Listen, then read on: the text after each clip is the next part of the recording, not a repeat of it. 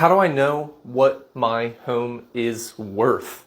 All right, so typically there are three ways that you can go about finding your home's value, and right up front, 2 out of the 3 are much better than one of them. And I'm sure you can guess which one that is, but we're gonna start right there with that one, and that would be an online estimation. So online estimations, they're a great tool to be able to give you a range of approximate value, but let's be real. Let's just go ahead and X that out because it is not a good indicator of what your home's true value is.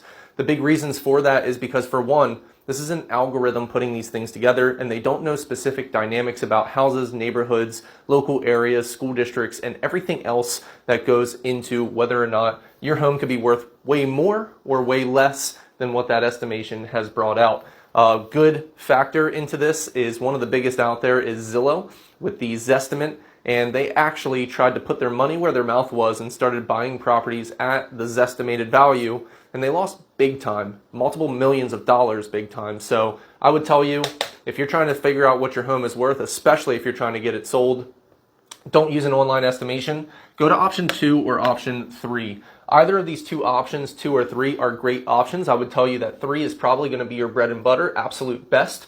But 2 is right there with it, just a smidge below number 3. So number 2 is a realtor evaluation and a CMA. A CMA is comparative market analysis. This is going to be very close to what an appraisal is, but there's a few small key differences in the appraisal versus the CMA. So a realtor, why do they know what your home is worth? Well, couple different reasons. They have local knowledge. Now, this is only if you're using somebody who is local to your market. So if you're here in Pennsylvania and you're getting somebody from Virginia to give you a home evaluation, probably not going to be the best person to do so. I would stick with somebody that's at least in your county, or even maybe a little closer than that. So local knowledge of the school districts, the towns and townships, and the neighborhood that you live in. Why is this so big of a deal? Well, I'll tell you. For one, school districts, you can be in the same neighborhood as someone, and right down the middle of your neighborhood splits school district to school district. I see this all the time here in York County, and taxes are a huge factor here in Pennsylvania about school districts, and that can make or break the sale of a home. You can have one house across the street that's almost identical to the one on the other side, but the taxes can be double or triple depending on the school district that they're in. Also, school districts are a huge factor for a lot of people in whether or not they want to buy that home. So if you have one school district that's subpar next to another school district that's an absolute banger, of course, that is going to determine a little bit difference in price and valuation. Towns and townships. This is important really because towns and townships, again, have different taxable rates. They have different millage rates, and there's different rules and regulations as to what you can do with and not do with your property. So that can make a big difference for a lot of people if they're trying to do specific things with their property. And also, again, the value of the property is just different from being in town to being out of town. There's different things that people like about both sides of the spectrum, and that can definitely affect that.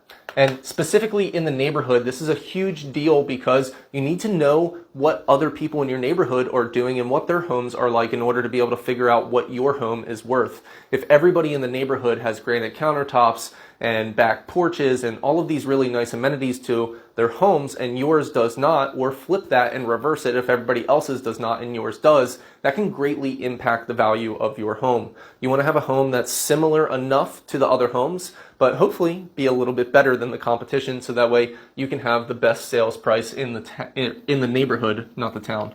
So that takes us to number 3, appraisal by a licensed professional, okay? Appraisal by a licensed professional. So only make sure you're getting this done by a licensed professional. The reason that we want to get this done is because this is how banks evaluate a home. So if a bank is going to use this, well, that's going to be a really good thing for you because now you know that somebody can get a loan based on that value. This is going to be your absolute best case scenario. They also have a very in-depth and intricate knowledge of the new ANSI standards. I actually forget off the top of my head what the letters stand for, but these are the new standards of practices that they're using in appraisals. Nationwide is what they're trying to roll this out on. So that's going to be a big determining factor because there's some things in there that can drastically change the value of your home.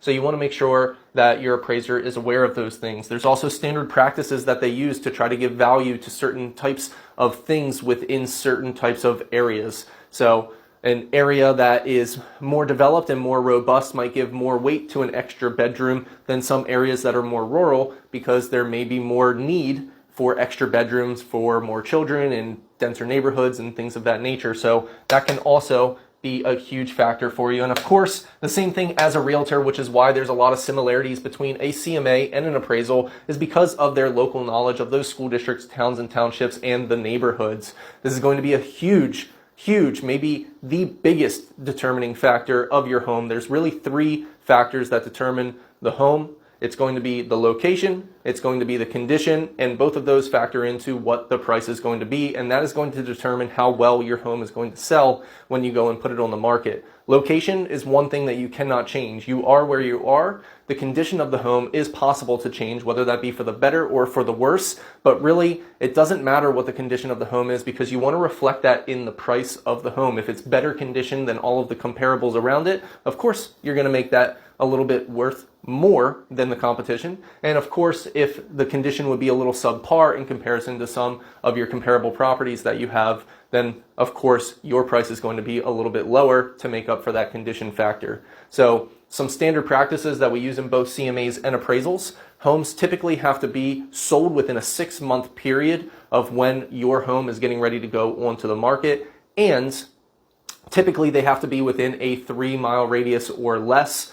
This is not always the case, but these are general guidelines that we follow when doing CMAs. Sometimes it doesn't make sense to even go 3 miles out, because you could get into another school district, and there's other factors that go into that, of course, but these are just some of the standard practices. So figuring out what your home is worth, to sum it up, don't use an online estimate. Go find yourself a realtor. They're going to do it for free, and if you have $500 to $700, you can go and get an appraisal by a licensed professional.